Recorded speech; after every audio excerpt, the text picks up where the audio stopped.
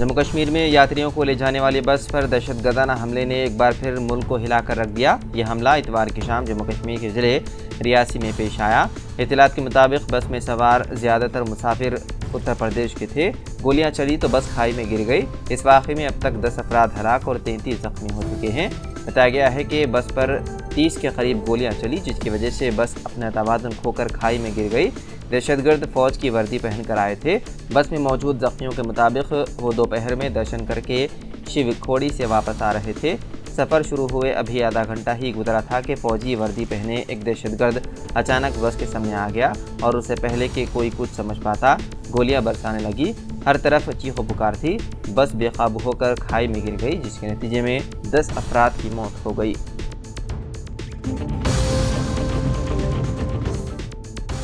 इंदौर में वज़ीर-ए-आज़म नरेंद्र मोदी की हलफ बर्दारी के जश्न मनाने के दौरान आतिशबाजी से पार्टी के दफ्तर में ही लग गई आग। रिपोर्ट्स के मुताबिक कल शाम एनडीए हुकूमत की हलफ बर्दारी की तकरीब के मौके पर बीजेपी दीपालपुर के एमएलए मनोज पटेल और कारकुनों के पटाखे फोड़ने के बाद बीजेपी के दफ्तर की चौथी मंजिल पर आग लग गई। ये वाक़या रात तकरीबन 9:15 बजे के करीब जावरा कंपाउंड में वाक़ बीजेपी के दफ्तर में उस वक्त पेश आया जब कारकुन हलफ बर्दारी की तकरीब का जश्न मना रहे थे और पटाखे फोड़ रहे थे, लेकिन इस दौरान रॉकेट फटने से चौथी मंजिल पर आग भड़क उठी। पुलिस और फायर ब्रिगेड ने फौरी तौर पर मौके पर पहुंचकर सूरत हाल पर काबू पा लिया। वाक़े में किसी जानी नुकसान की इत्तला नहीं है। इमारत की दूसरी मंजिलों तक पहुंचने से पहले आग पर काबू पा लिया गया।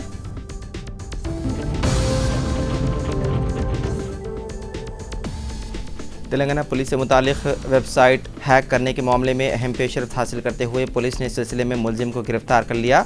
डीजीपी रवि गुप्ता के मुताबिक Telangana cyber security bureau police department के हॉक आई एप्लीकेशन का डेटा चोरी करने वाले हैकर को गिरफ्तार कर लिया गया। इस सिलसिले में केस दर्ज कर लिया गया था और कल मुलजिम की गिरफ्तारी अमल में आई। डीजीपी ने बताया है कि हॉक आई एप्लीकेशन से मुतालिक डेटा चोरी करने वाले मुलजिम की निशानदही की गई है और एक टीम दिल्ली रवाना हुई और हैकर को गिरफ्तार कर लिया गया। मुलजिम साबिक में भी साइबर क्राइम के मामले में गिरफ्तार हो चुका है। गुज़िश्ता साल वो आधार कार्ड से मुतालिक डेटा और दीगर एजेंसी से मुतालिक इत्तलात लीक करने के मामले में भी मुलव्विस है। गुज़िश्ता साल वो आधार कार्ड से मुतालिक डेटा और दीगर एजेंसी से मुतालिक इत्तलात लीक करने के मामले में भी मुलव्विस है। मुलजिम की शनाख्त 20 साला जितिन कुमार के तौर पर की गई है। वो ग्रेटर नोएडा का रहने वाला बताया गया है और मुलजिम तालिब इल्म है।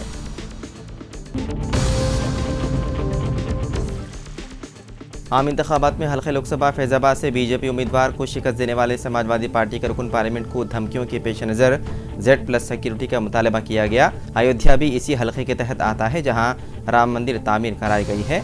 बीजेपी ने यहां से अपने उम्मीदवार लल्लू सिंह को मैदान में उतारा था, जबकि समाजवादी पार्टी ने अवधेश प्रसाद को टिकट दिया था। बीजेपी को इस बात का यकीन था कि राम मंदिर की तामीर की वजह से फैजाबाद लोकसभा के राय दहिंदगान ज़ाफ़रानी पार्टी के उम्मीदवार को भारी अक्सरियत से कामयाब करेंगे, लेकिन नताइज उसके बरक्स रहे। राय दहिंदगान ने समाजवादी पार्टी के उम्मीदवार को भारी अक्सरियत से कामयाब करवाया है। इस दौरान समाजवादी पार्टी के रुकन पार्लियामेंट को सोशल मीडिया के जरिए धमकियां दी जा रही है। इसी तनाज़ुर में समाजवादी पार्टी के लीडर मनोज पासवान ने उत्तर प्रदेश के एडिशनल चीफ सेक्रेटरी बराए दाखिला को एक मकतूब रवाना करते हुए समाजवादी पार्टी के उम्मीदवार को Z+ सिक्योरिटी देने का मुतालबा किया।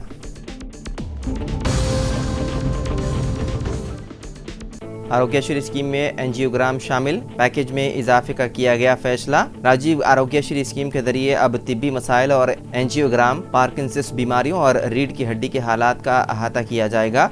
इस फैसले से आरोग्यश्री स्कीम के तहत फिलहाल दस्तियाब इलाज के पैकेज की कीमतों में भी इजाफा किया गया है। एंजियोग्राम, पार्किंसंस की बीमारी और रीढ़ की हड्डी के हालात को कवरेज में इजाफे के लिए कुल 497.29 करोड़ रुपए दरकार हैं। वज़ीर ख़जाना भट्टी विक्रमार्का ने फंड जारी करने के अहकाम जारी कर दिए। इलाज के नए तरीक़ेकार को राजीव आरोग्य स्कीम में शामिल करने और मौजूदा स्कीम्स के तखमीने पर नज़रसानी करने के लिए एक इजलास तलब किया गया। वादे है कि इस स्कीम के ज़रिए 2 करोड़ 84 लाख अफराद को इलाज व मुआलजे में 10 लाख रुपए तक की माली मदद फराहम की जाती है।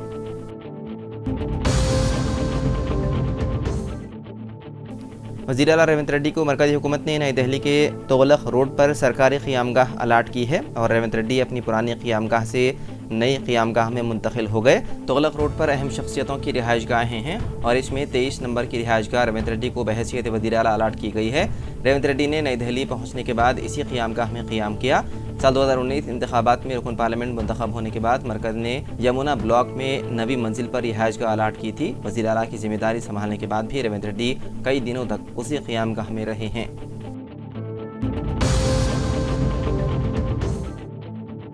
रियासती हुकूमत ने एक इख्तिराई मुहिम का आगाज़ किया, जिसमें वालिदैन पर जोर दिया गया है कि वो अपने बच्चों को सरकारी स्कूलों में दाखिला दिलाएं, जिसने उन्हें सालाना 50,000 से 1.5 लाख रुपए की बचत की है।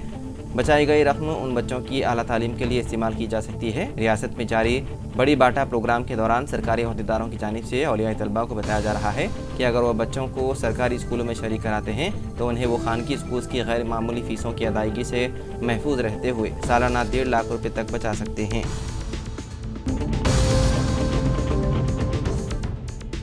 पाकिस्तान के शुमाल मगरबी सूबे खैबर पख्तूनख्वा के शहर लकी मरोत में एक कार बम धमाके में 7 फौजी हलाक हो गए। पाकिस्तानी मुसल्लह अफवाज की प्रेस सर्विस ने ये इत्तला दी।